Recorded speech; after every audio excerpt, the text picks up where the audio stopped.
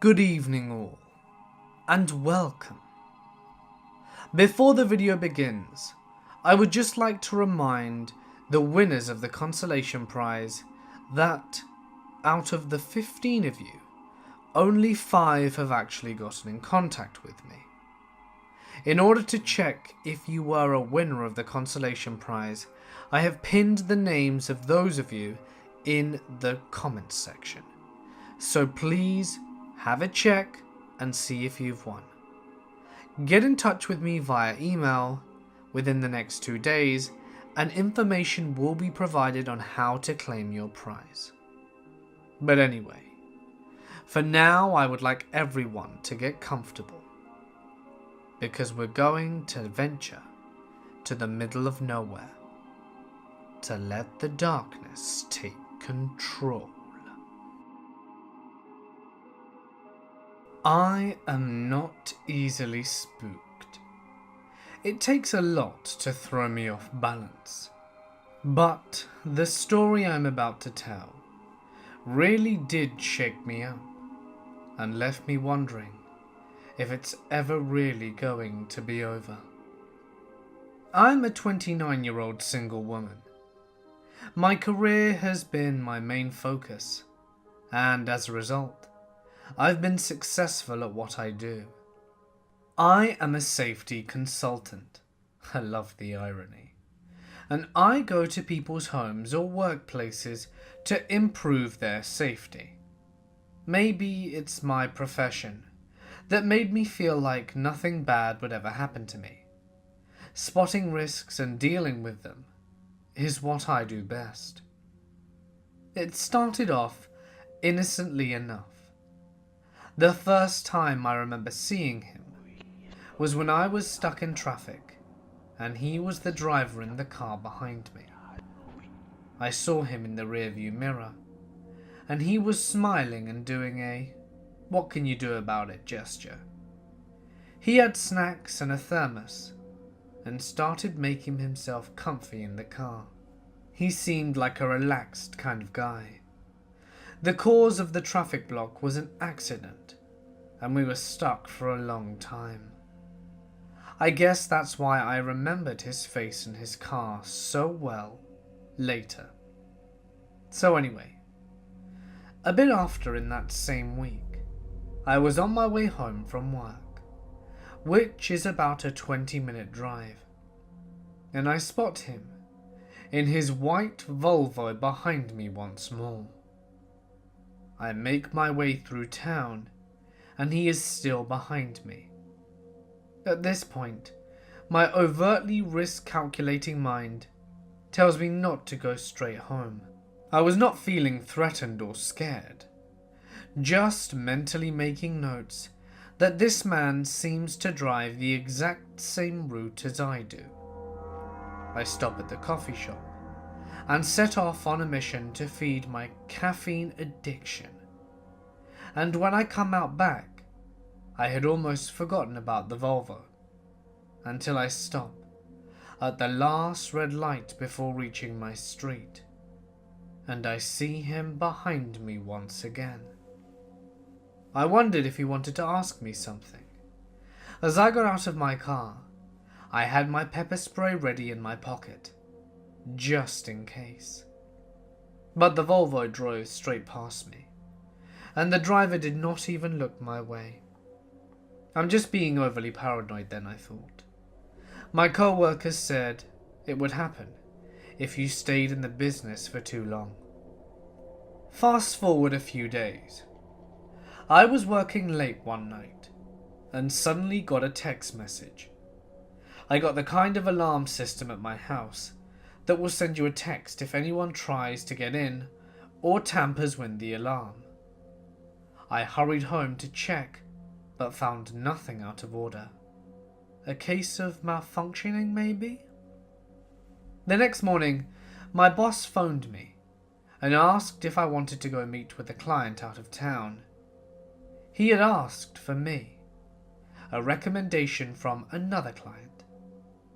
Flattered and eager to land a new big client, I agreed. Since I have zero talent for map reading and finding my way, I used the GPS in my phone to get the address right. The longer I drove, the less eager I became. The risk calculator in my mind woke up, pointing its index finger at the things that didn't totally make sense. Why did the client say no to the normal process?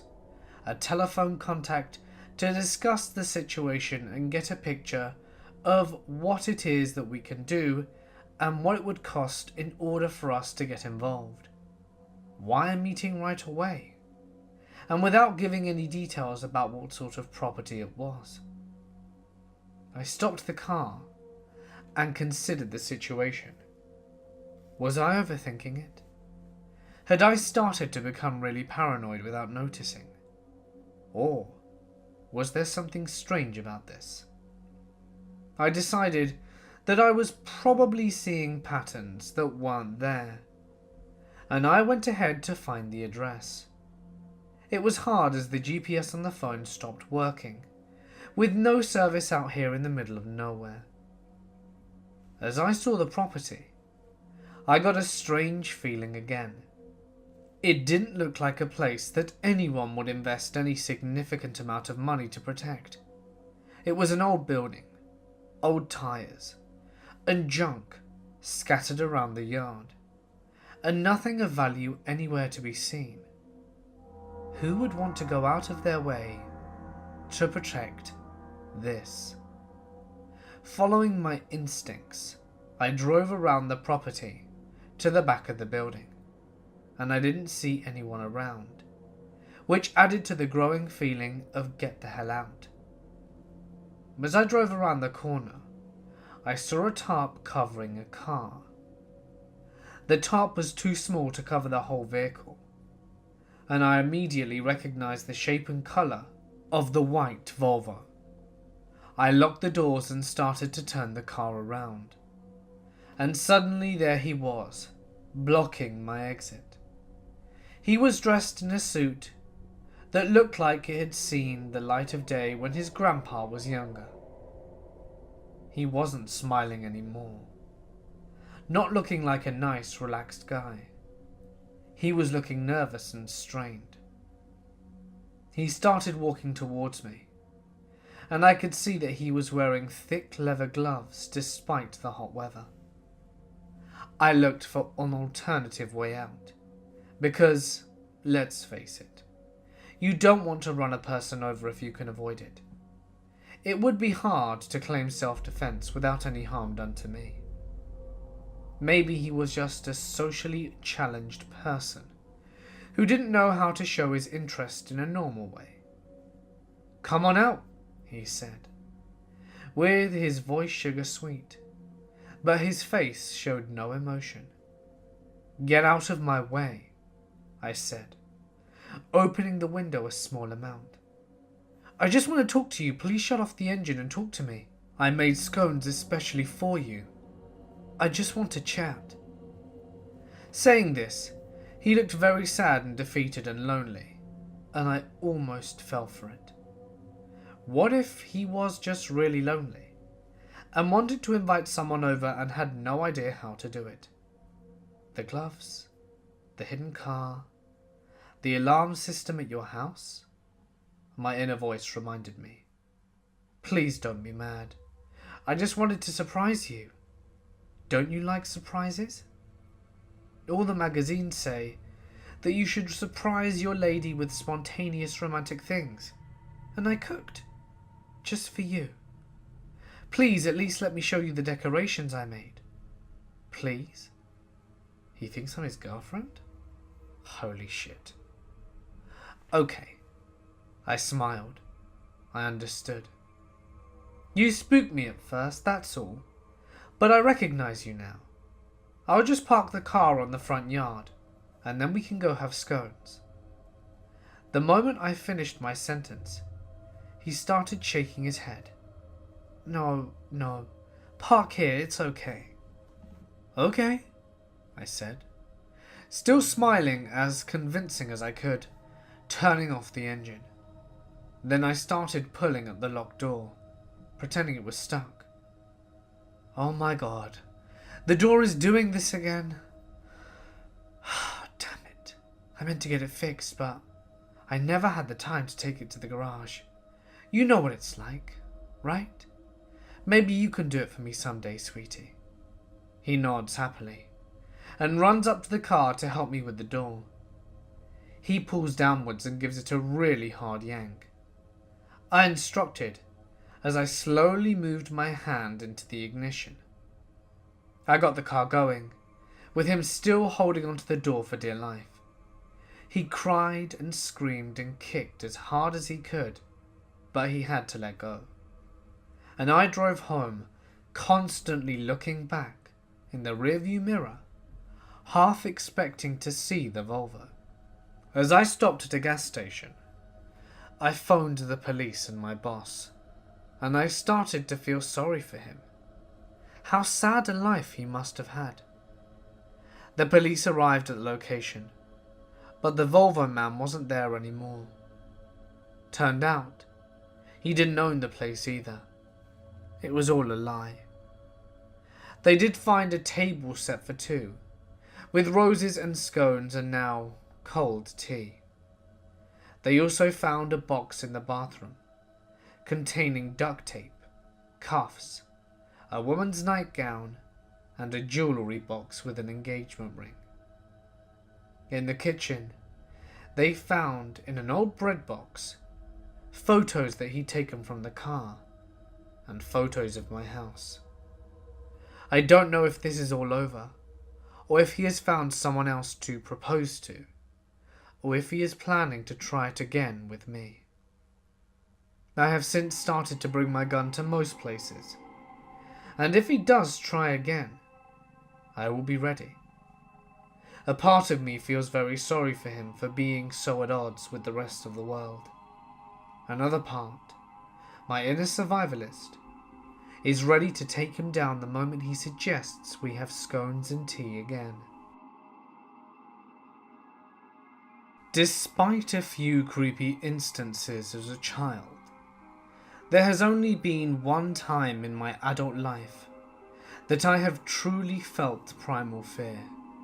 I live in a village in the middle of the English countryside. To paint an accurate picture of its size, it has a population of 4,000, but it feels more like 1,000 due to its spread of nature and being surrounded on all sides by lots of fields, farms, and woods that eventually connect onto a pretty famous forest. It's kind of on the middle of nowhere, and because of this, it has notoriously bad phone and internet connections. Having lived here all my life, I know the place like the back of my hand. I know where all the public footpaths through the woods and fields are, and where they connect to, and where to cross deep streams. I have gone on walks in this area throughout my childhood, with parents and alone as an adult. Nothing bad has ever happened, and I felt safe here. This story takes place last summer in July, after I moved back home from university. I had yet to get a job, and smoked a lot of weed. A habit my parents despised, and which I tried to keep hidden from them by going for evening walks. Multiple pre-rolled joints hidden away in my hoodie pocket. As usual, this day they both got home at 5 p.m. We had dinner, but chatted for a while longer than usual, as my mother had quite a hectic day and was telling me all about it. Because of this, I ended up heading out for my walk an hour later than routine, about 7 p.m. But as it was summer, the sun was still shining, so honestly, I didn't really notice that it would start getting dark while I was still out. The woodlands closest to my house are less than 5 minutes away, and you enter through a gate into a farmer's field. You can see across the open area quite far, until the first set of small woods obscures your view. That is where I was heading, and I knew this track takes under 2 hours and leads back onto the same path I was standing on now.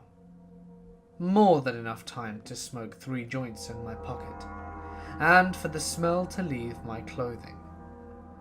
This entire area is very popular for dog walkers, so it's not unusual to see other people while you are about, and as this is a village, everybody says hello to everybody. I lit my first joint, and I started walking. I'm just in my own world, until I was less than 100 feet before the entrance of the woods, at which point an elderly man was coming out of them, throwing a ball for his border collie. I finished my joint and stubbed it out, and as I got closer, I recognized it as John, who lived on the road next to mine and knew my grandpa. We stopped, said hello, and I stroked his dog, Max. While talking, I see another man coming out of the woods. No dog, just a bright green jacket, very tall, and he had a good 10 years on me age-wise. Me and John chat for just another minute and say goodbye. He warns me not to stay out too late, as it was getting dark. True, the sky was now a bright pink and orange, and the sun was indeed beginning to set. I hadn't really noticed. I continued on down the path towards the man, where we went nearly passing each other. We did make brief eye contact, smiled and said hello like everybody else does. When my eyes met his, he was already looking at me. His dark eyes locked on mine, and he wasn't smiling. I didn't know him at all, but I knew something was wrong. It was in his eyes. I swallowed my politeness and looked at the ground as we passed. I had lived in my university city for the past couple of years, so I knew a red flag when I saw one, and my country bumpkin manners evaporated. I quickened my pace a little, and before entering the woods slyly, I looked back. The guy was still walking in the same direction following John. I felt relieved, laughed, cursed the weed for making me paranoid, and, as expected, lit up another and started walking deeper into the woods. It takes about 30 minutes to follow the path through the woods to the end. The pathway exit opened into another field that led to another set of woods. The sky was now violet, their dimming light having been obscured to me by the trees. I was already smoking my last joint, and was near the entrance of the second set of woods when I felt it. Fear. Complete, crippling fear. Absolute fear. And it worked its way like electricity through every layer of my flesh. I'd never felt anything like it before or since, but I knew what it was, and I whipped around. Standing at the exit of the first set of woods was the man. I could still make out his green jacket in the fading light. He's doubled back, and very quickly too, I thought. I had looked back several times while in those trees, and he hadn't been there. For a second I froze, as did he. He knew I'd seen him. To sprint the distance between us would take him about 5 minutes, and he was obviously in good shape. I threw the spliff and bolted into the woods. The only way I could go, and I didn't dare look behind me. I sprinted for a couple of minutes before taking a sharp left turn off the path into the trees, hoping to throw him off a bit and I couldn't see a bloody thing. The light was already darkening, and the trees made it 100 times worse, especially as I was now in the thick of them, their branches catching on my clothes like fingers, whipping and scratching my bare legs, and I bled as I ran. My lungs protested in pain, hating me for smoking so much, while my heart was throwing itself against my ribcage trying to escape. I couldn't anymore. I threw myself on the ground behind a particularly thick trunk, my back against it, knees to my chest, hand over my mouth to stifle my labored breathing, desperately trying to pump air into my lungs for the next sprint. I listened for the first time, and a few seconds passed silently. Then I heard him. The sound of heavy footfalls and snapping twigs were prevalent, and he was about 20 feet to my left. I dare not look in case he sees me. I have my phone, but I knew that there was little chance of getting signal where I was.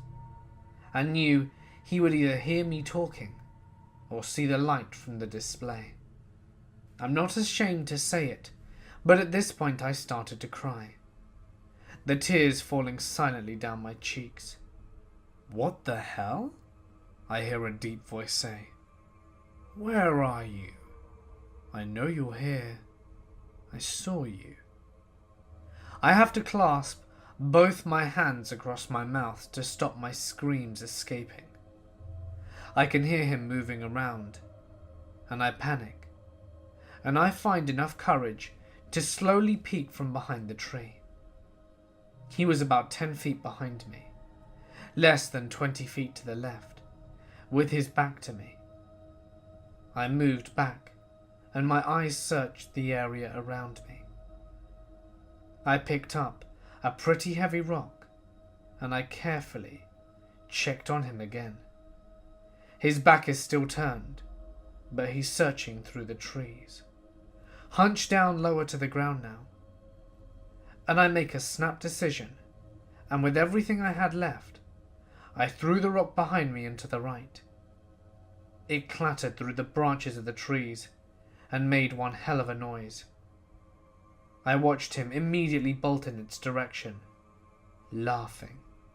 I paused a little, hearing his footsteps get quieter, until I thought I wouldn't be so visible to him. So I moved and threw myself forward, and ran, putting as much distance between us as possible. But I was also aware that I was getting further and further away from home. I knew there had to be a stream somewhere close. If I found the stream, I can follow it, as it borders the land and runs parallel to some of the footpaths. So I ran, and I ran, and I ran, until the trees finally cleared, and I can just make out another field through them on the other side. I thanked God, and pushed myself a little bit further, till I'm out of the trees, and the ground disappeared below my feet, and I go head over heels into the stream embankment. I crash into the water below, my mouth open and my lungs filling with muddy water. As I splutter it out, I feel both relieved to have found the stream and terrified he's heard me. My phone is now ruined.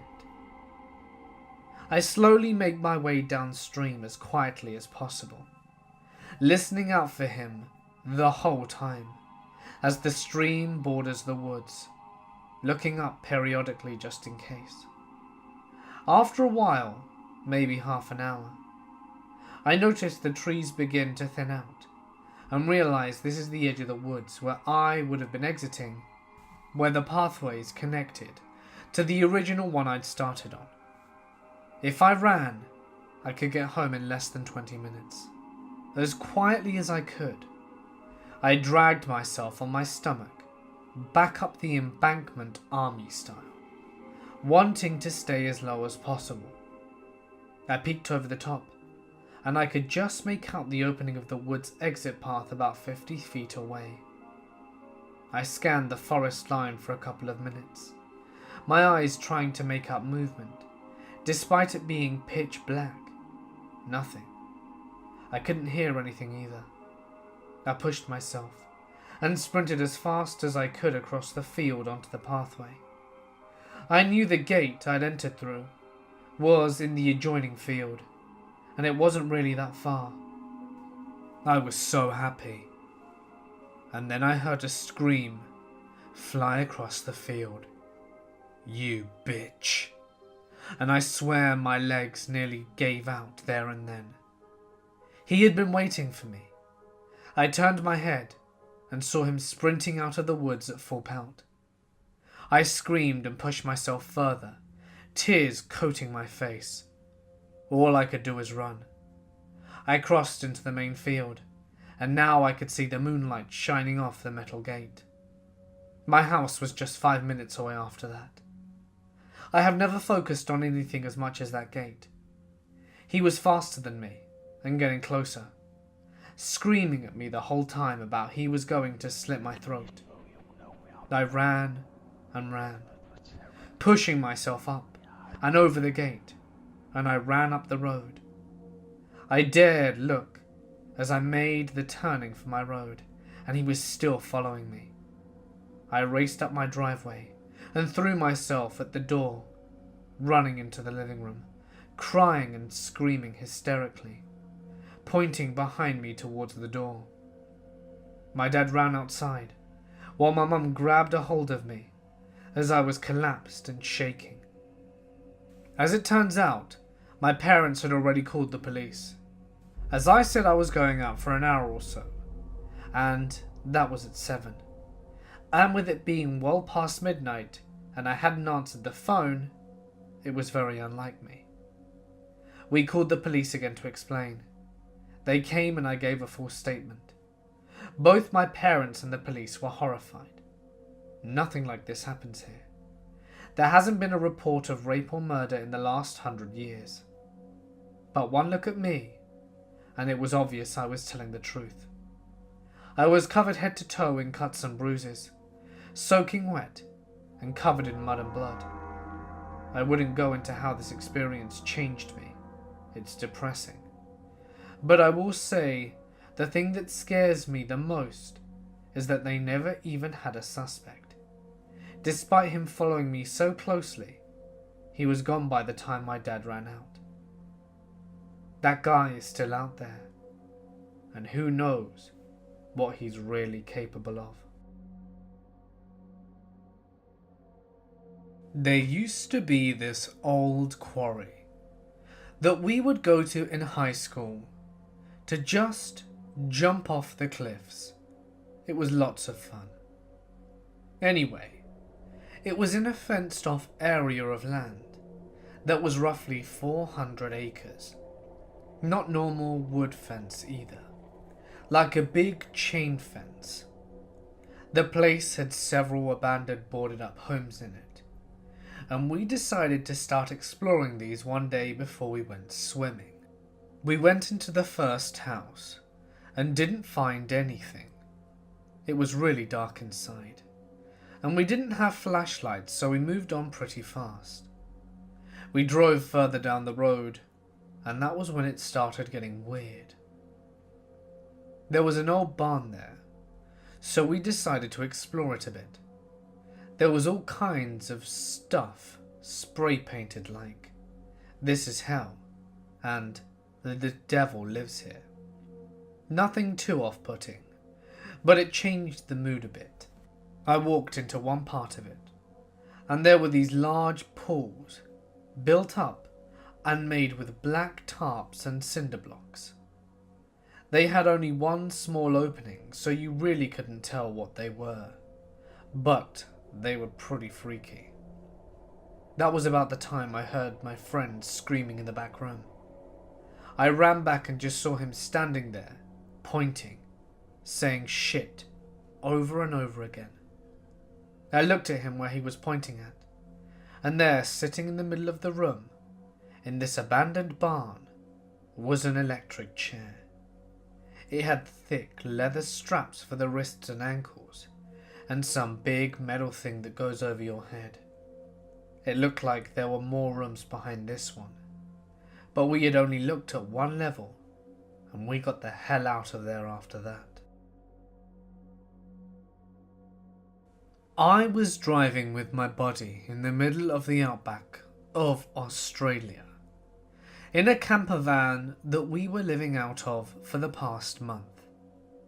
Now in the outback, there are really long stretches of road that just go straight for kilometre after kilometre, and a whole lot of nothing, and you can see for miles and miles. We were driving from Cobar to Broken Hill, and the thing about driving in the outback of Australia is that it is the Wild West and well known for serial killers.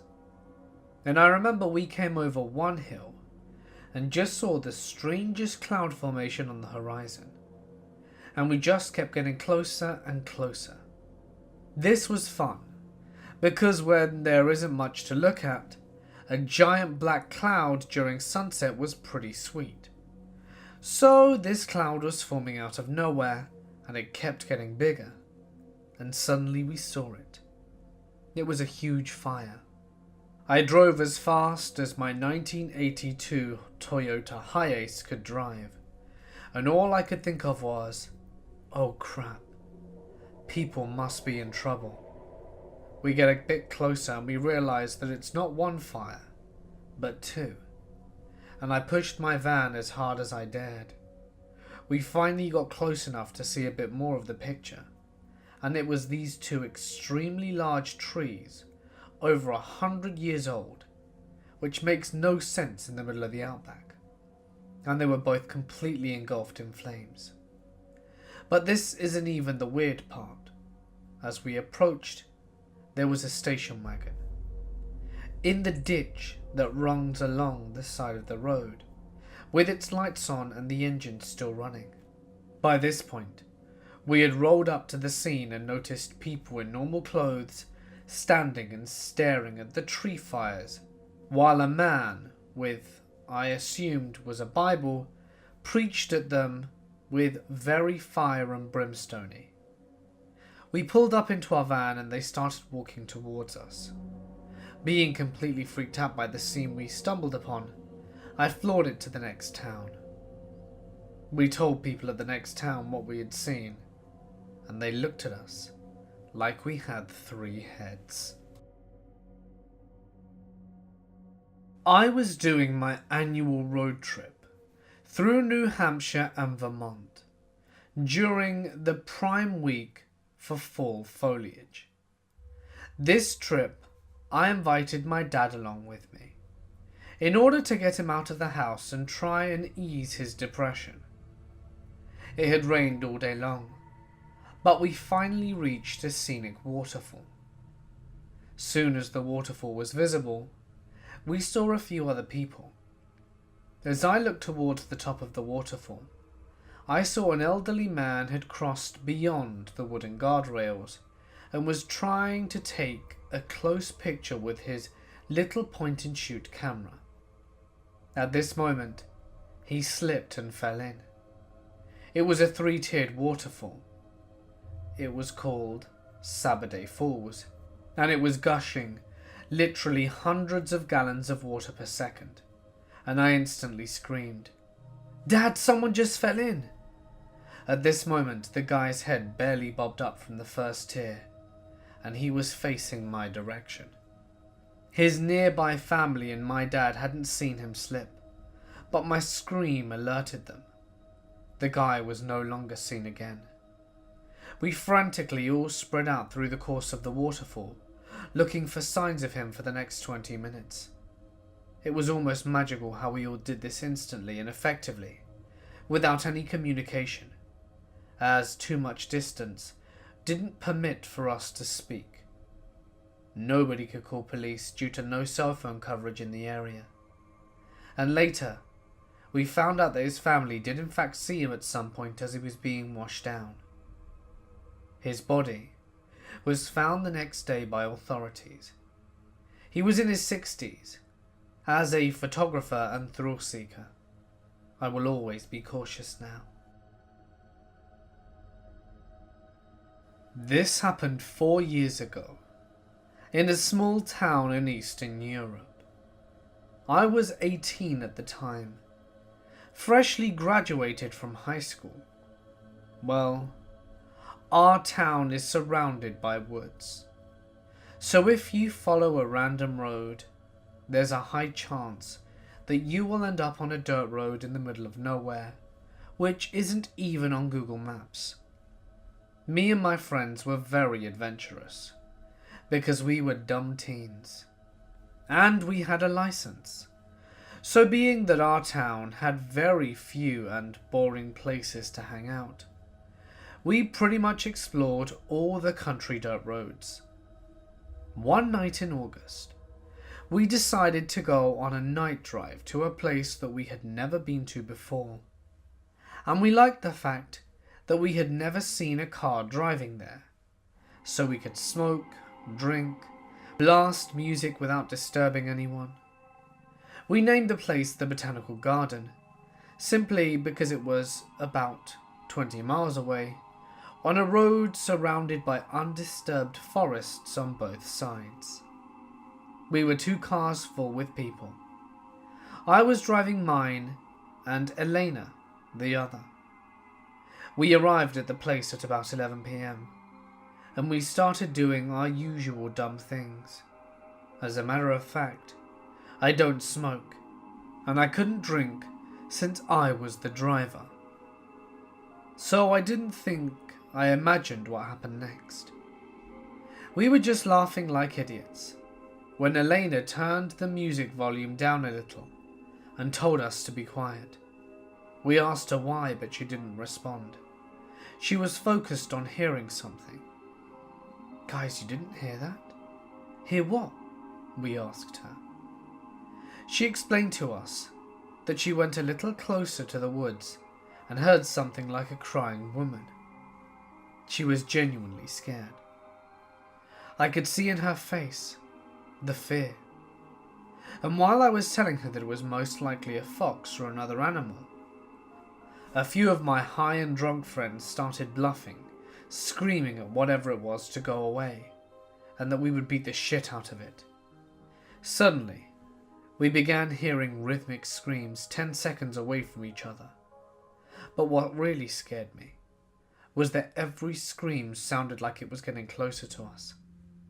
To be honest, I really thought that there was someone that needed help.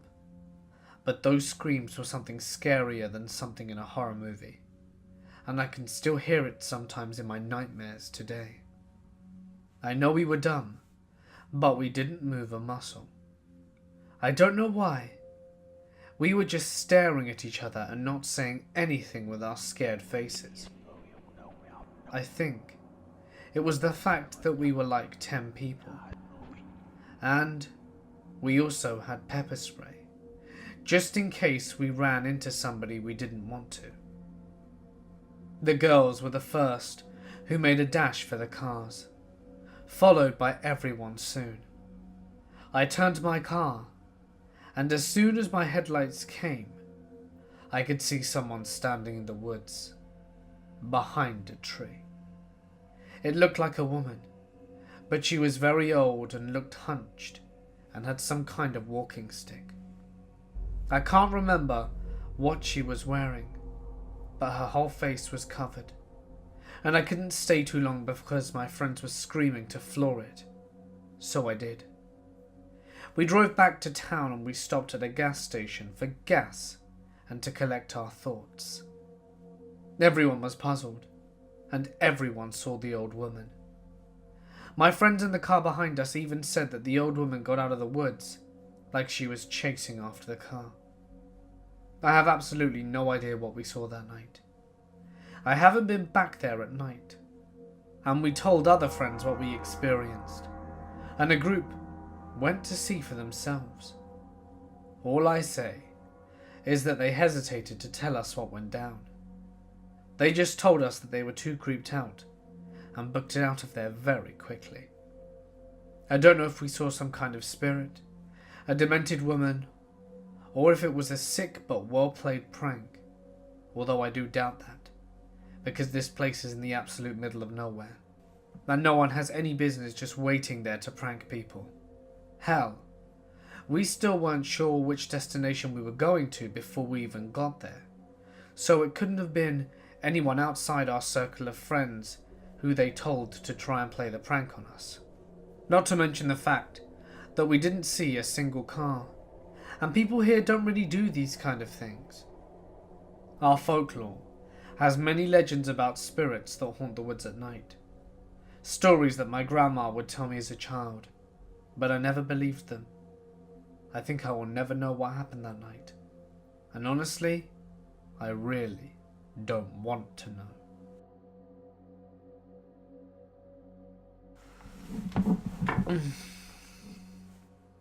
This happened when I was 16.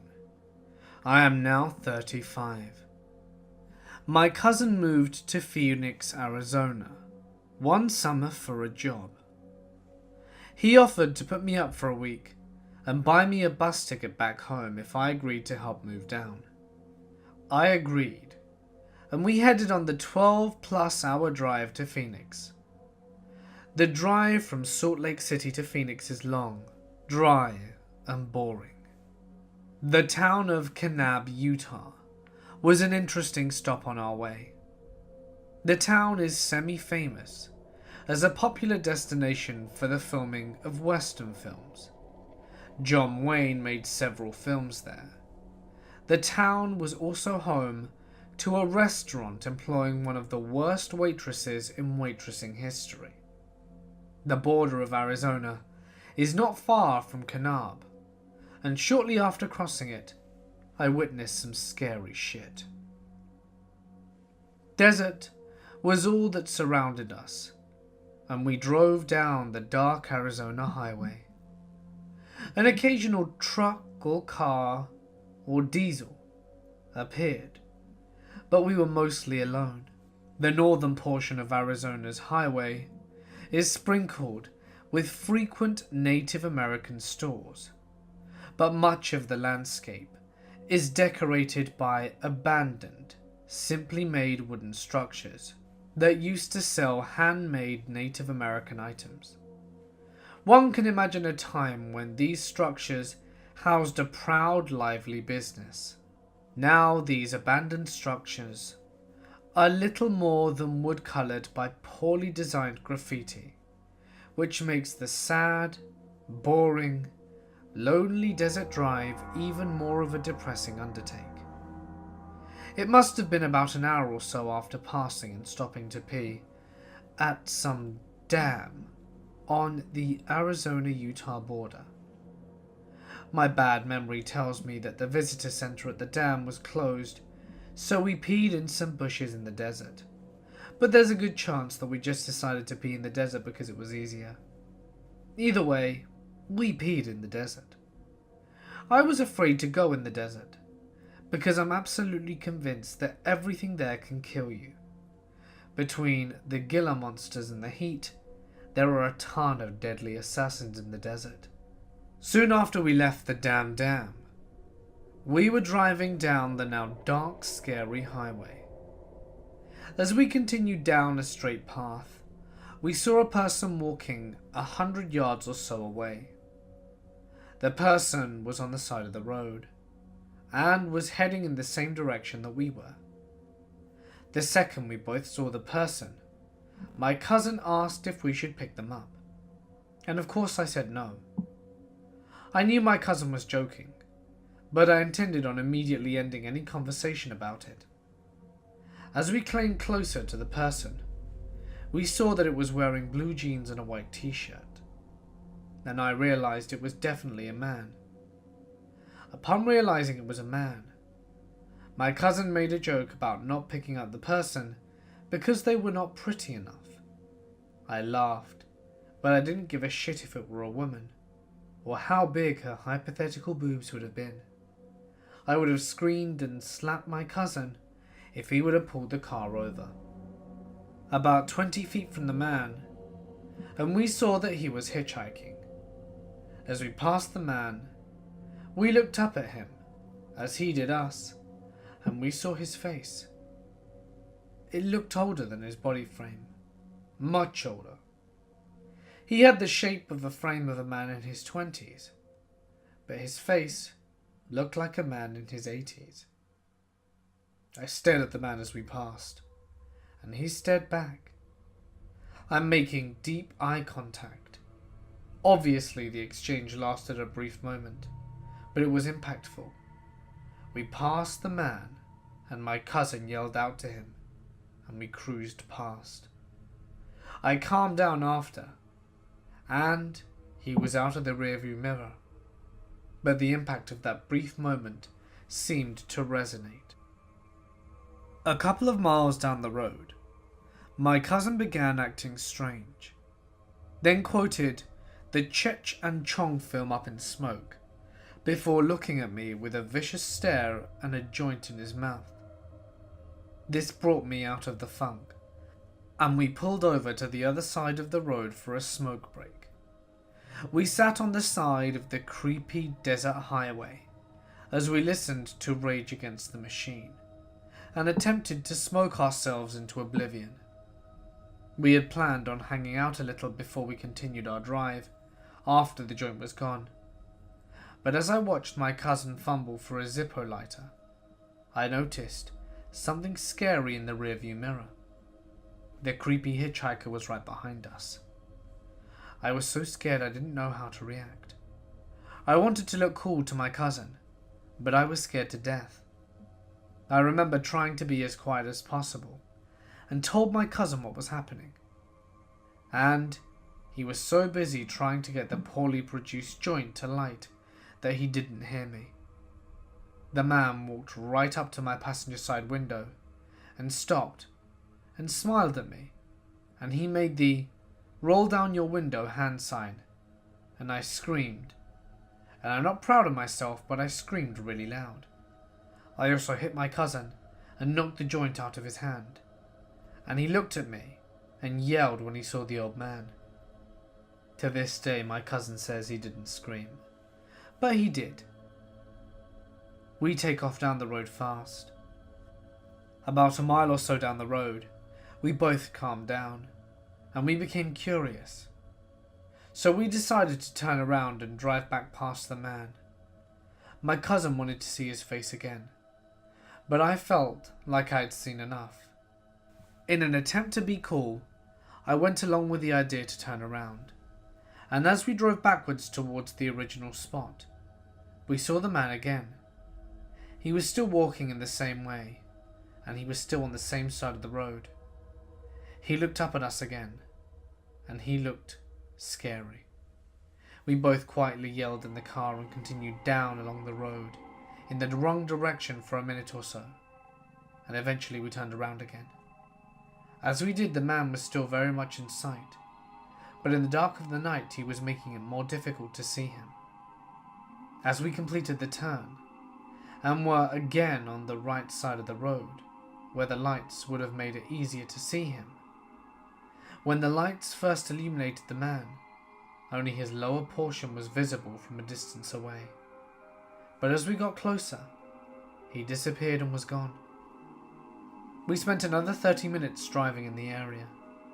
We kept a close watch on the sides of the roads, and my cousin spent several minutes outside the car whilst taking a closer look into the desert, and the man was gone. I don't know what I saw that night, but I know something was wrong with it. Hey guys, it's Mort here, and thank you so much for listening. I hope that you all enjoyed today's video in the middle of nowhere. The story about the girl being followed really had me on edge. It makes me worried now that I've got a daughter of my own. I hope she's always safe. Anyway, I really do hope that you liked the video. And if you did, please be sure to drop a like, leave a comment, subscribe, and hit the bell icon, which may or may not work depending on how YouTube feels. But just remember that I post every night at the same time, daily. So make sure you keep coming back for your daily dose of malt. For those of you who don't know, my brother has a history-based YouTube channel called History Profiles. He's been doing some really interesting videos about the kings of England, which, if any one of you are interested in, are actually pretty interesting and very good. So I wholeheartedly recommend them if you haven't seen them before. His latest video is super good, and I'm leaving it in the description and as a link at the very end of the video, which should be on screen very soon for you guys to check out. I think you'll all really enjoy it, so if you want to go give that a listen, feel free. But anyway, for now guys, I'm going to sign off. Stay awesome, and I'll see you in the next one.